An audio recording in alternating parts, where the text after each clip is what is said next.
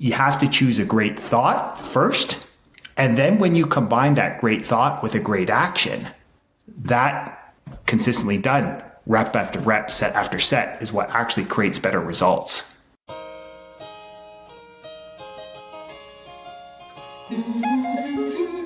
Join Edwin Frondozo on the Business Leadership Podcast every week for a unique program featuring insights and actionable items from the world's most successful business leaders. Hear firsthand the exclusive interviews and personal journeys on how today's transformational leaders made it to the top.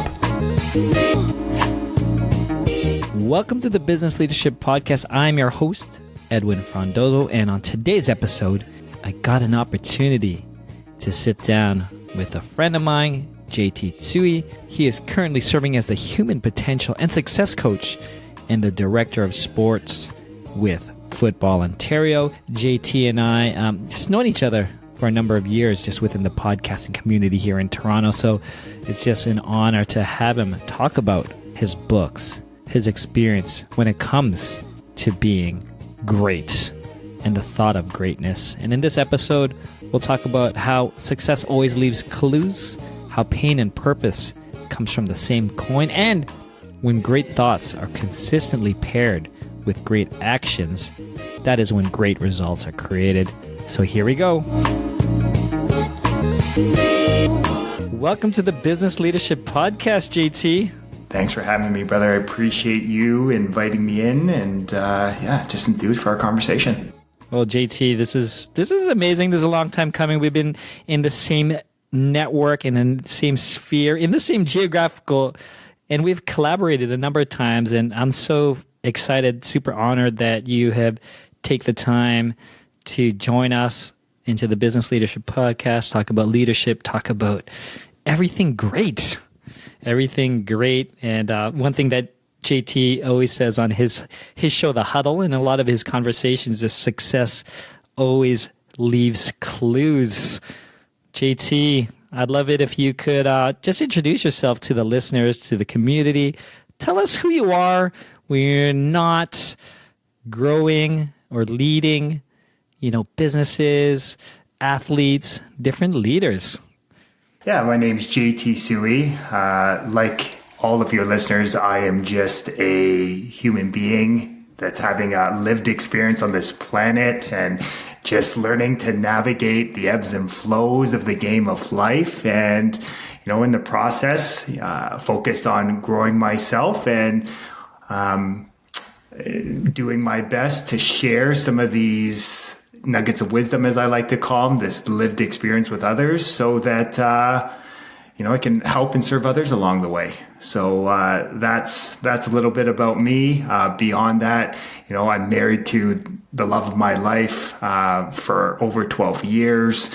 Alicia, I have two amazing, beautiful kids that one of the great parts about their journey since leaving the safe and comfortable world of teaching is I've noticed them starting to express more of who they are, more of what, their quirks, more of what makes them unique, which has been really cool.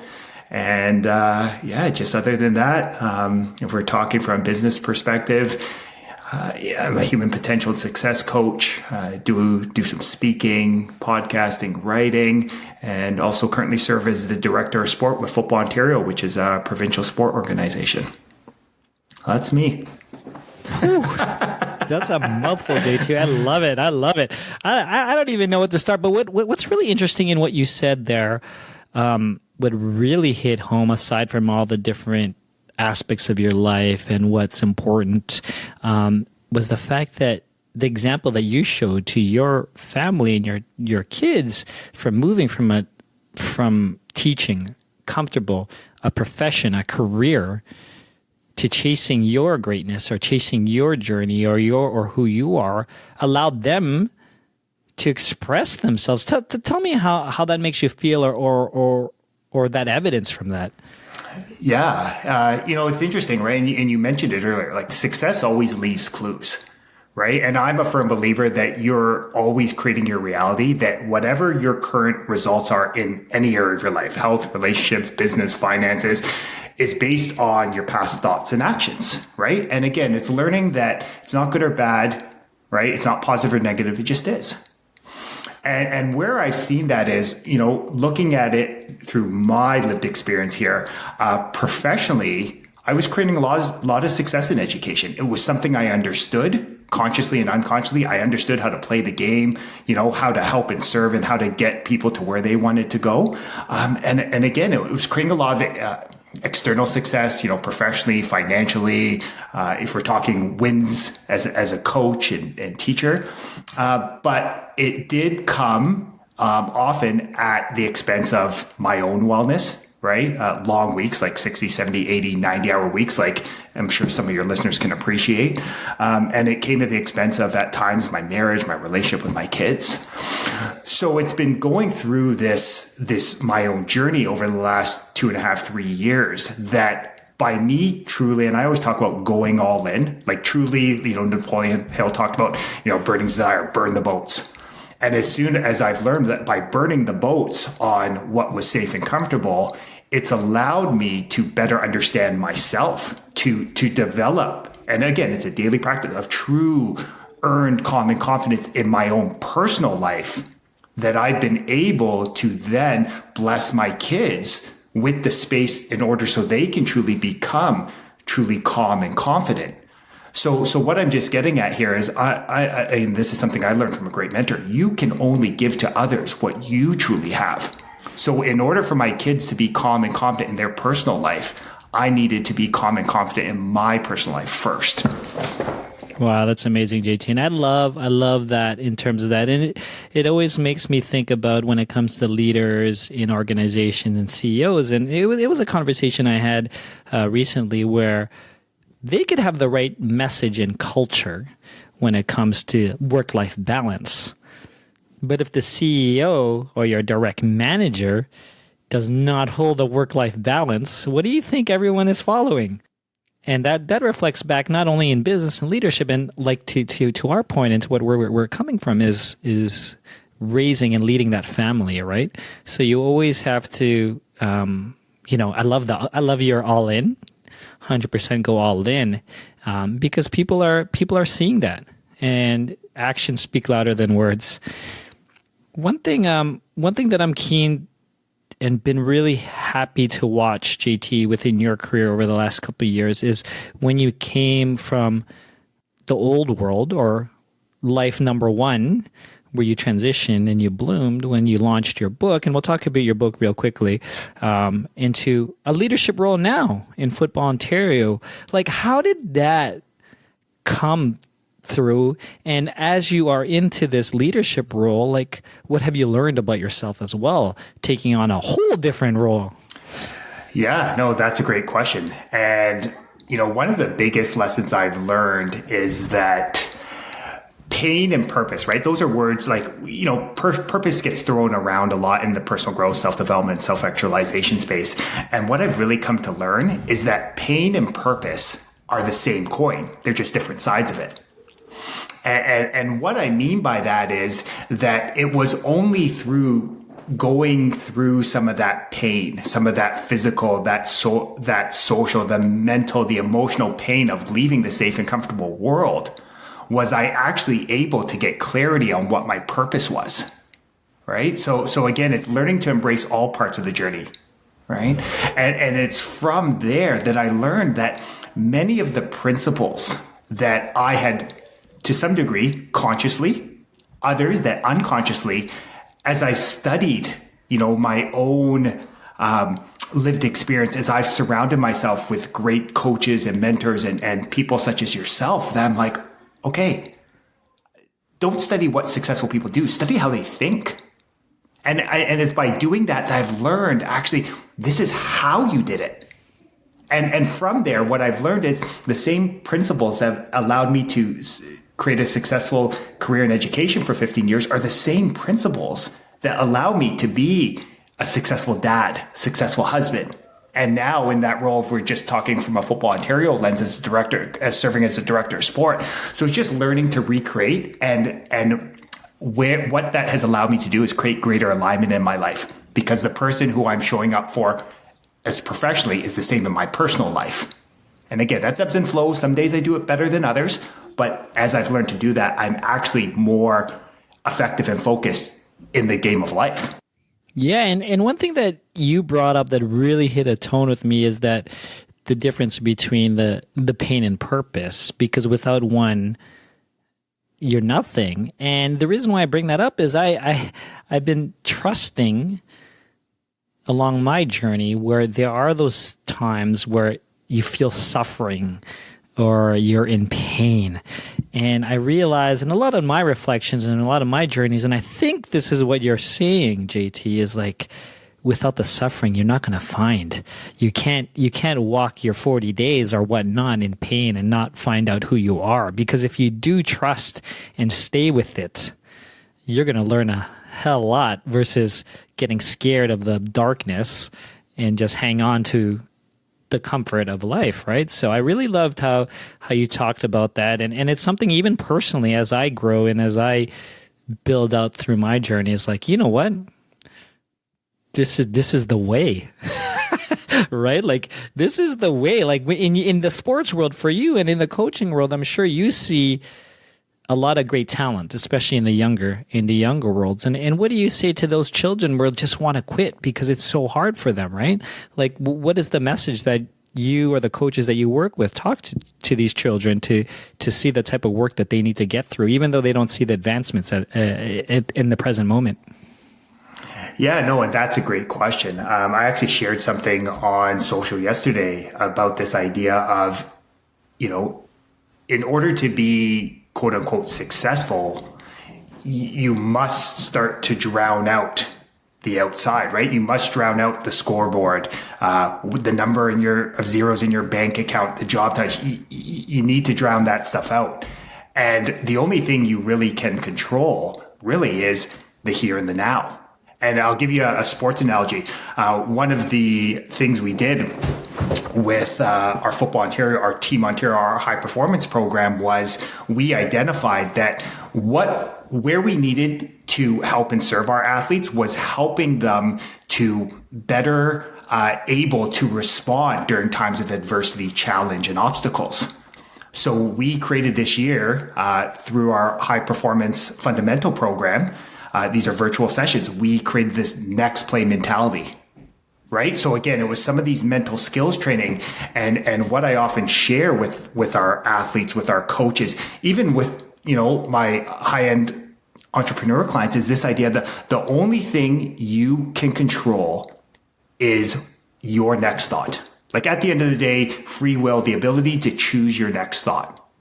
And I often remind people that you have to choose a great thought first. And then when you combine that great thought with a great action, that consistently done, rep after rep, set after set, is what actually creates better results. So I find that simple idea, and again, it's a practice, that once you do that enough, then you start to create some wins, you start to create some momentum, right? And then by doing that, that's what actually helps people feel empowered. Yeah. I had so many thoughts when it comes to sports analogies, especially. I love this. I geek out on sports stuff. Yeah. But I'm curious to get your insight. And this is real life parenting right now. So my daughter's 6 years old, and she's uber competitive. I could see it in her. Mm-hmm. She likes the feeling of winning, mm-hmm. and she hates losing. Yeah. So the conversation I'm having with her now is, when you lose, you win. And the reason why you lose is you learn how to pick up and win. What are some of the things that you've seen, or maybe you've done in your family, or advice you'd give me mm-hmm. to message to my daughter, about losing? Because losing is life. It's not life. It's part of the game. Yeah. Right. And as long as you don't compare yourself, I think it's to the spin what you're saying right now. Yeah. Well, it's, and I love that, we're even having that conversation, right? Because you even, asking that question to your daughter is great, because it's challenging her to stop and think, right? Again, that ability to choose her next thought.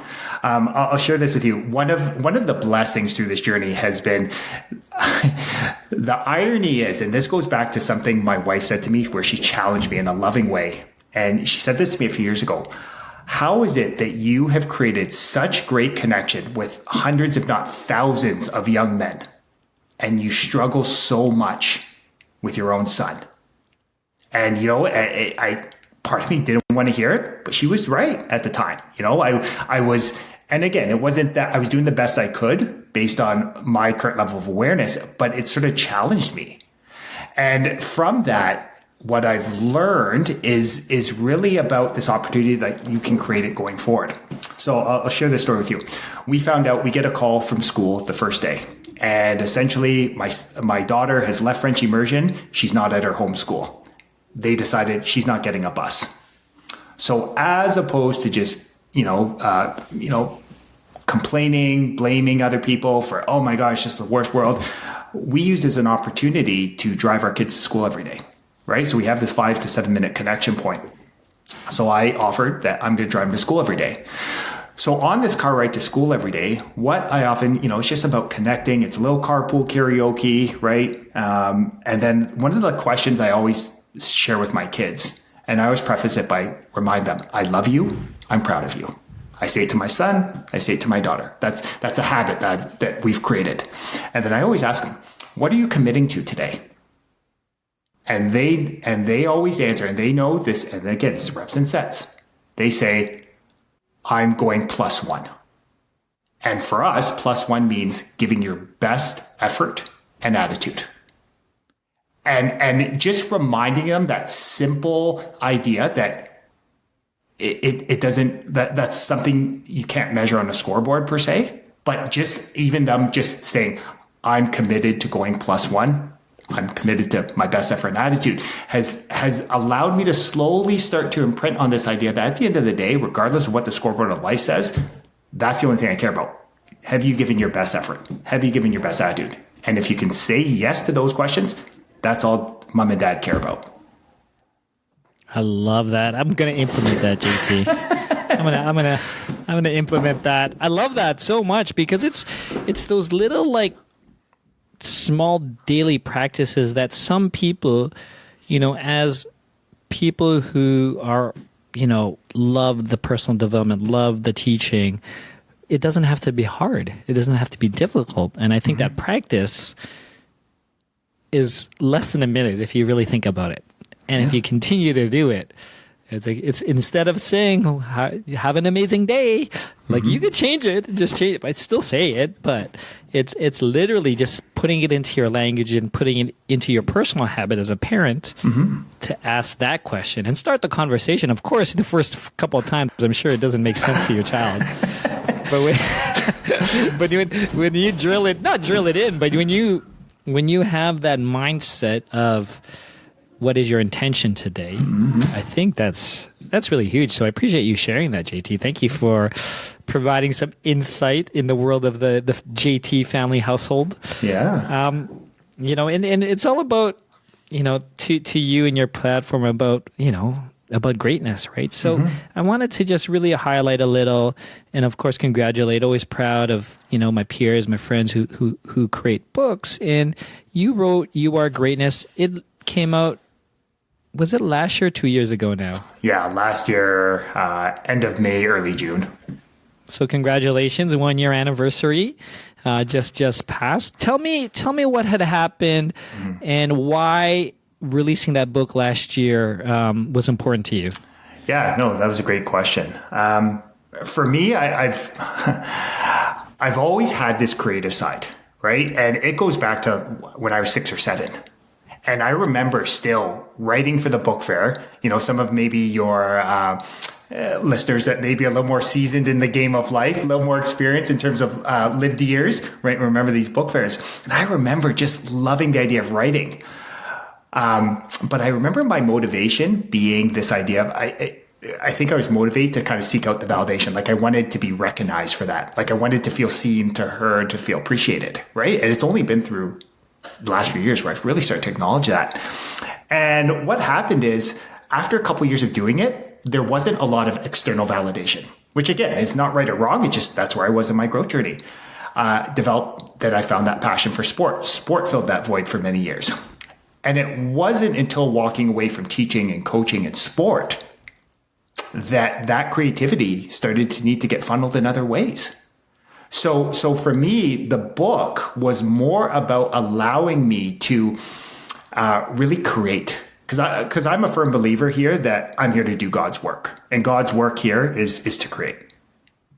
Right? Again, that's just based on what I believe is important. And I find that when I create, and whether it's writing, whether it's having these beautiful conversations on your podcast, my podcast, whether it's speaking, whether it's coaching my clients, like my job here is to create. And I found that the book was simply a tool that I could introduce some of these concepts in a simplified version, because I do feel like one of my gifts is my ability to communicate bigger concepts and really simplify them. That's what education is, right? Helping people understand, right? Simple calls to action. And it was from that book where I just wanted to share like these bite-sized little stories, these lived experience from mine, and be able to give people some tools that they could use on their journey to greatness. So that was sort of the inspiration behind it. And the really cool part, and I'll just share what's really on my heart, is it's been great to see some clients that are educators as well start to bring these and start working them with young people, because there's a part of me that just feels like, young people are our future. They're our future business leaders, right? The sooner we get them have around these ideas, right? The greater this world's going to be. 100%. And whether it's in business or in life, these are leaders, right? And if you can make an impact, just to one person, you're doing God's work, right? So it's definitely a blessing, and I love that you're walking that path. I'm curious, for someone who is always looking for bettering myself, whether it's getting into flow, getting more productive, or really staying in focus, what are you doing, JT, now? Or what are some new practices that you've been learning to allow you to get more done, as well as, like you said, living that livid experience with your family and doing things that brings you joy? Yeah, that's a great question. I'll be the first to say it's definitely been a journey the last few years. Like when I first really dove deep into personal growth and self-development in 2016, it looked different. So for me, my first journey was actually getting a morning workout in wake up a little bit earlier, getting a morning workout in before work. And for me, again, being a high-level athlete and coach, getting physical, I think, was the way that sort of brought order to, my mind and body. Again, I've started to integrate different practices. Again, it's been a journey, right? Start to integrate, the mindfulness, where now for me, my day always starts with daily study. Right. So again, I am constantly looking, I write a lot, right? So again, my daily blessings, where I write 10 things that I feel blessed for. Then it's also reading and studying a book, right? That whatever's on my heart right now, it's the spirituality piece. And then it's going through affirmations. And then, so for me, what I'm getting at, it's really just things that connect me to the here and the now. And I find when I'm really connected to the here and now, that to me is flow. When you can just literally stop and smell the roses. I love it. Thank you for sharing. And it's definitely, for those who are listening and are even curious about getting into daily practice, what JT really shared, and it's something that I really resonate with, is, you're going to see the Instagram post of, here are the 5 things you needed to do. Choose one. And make that a habit. And then for JT, that was just getting the workout in. And you're going to feel success. You're going to feel wins. You're going to get a habit down. And then you got that. And then you could do the second thing on a list. Yeah. And keep in mind, and JT could probably relate, not everything on people's top 5 lists will be your top 5. But you have to give it a try. You have to be curious. And you got to want to +1 your day. Yeah. As JT says. I love it. I love vibing with you, JT. Before we end, I'd love to get some final thoughts, observations. Ideally, I'm always looking for some type of actionable recommendation that we could give to the business leaders, the entrepreneurs, the creators who are listening today. Yeah. So I'm curious, and here's a question I would have for you. Based on, again, you have lots of conversations with leaders, with high, big picture thinkers. What from those conversations have been something that you feel people have been struggling with recently? I think we talked about it a bit, but we're in a time where mindfulness is already in popular culture, let's say, right? Mm-hmm. Anyone and everyone who has a platform talks about it. Mm-hmm.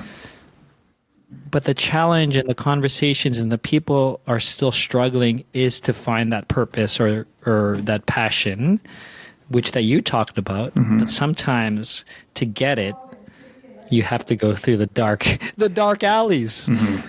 You have to walk it.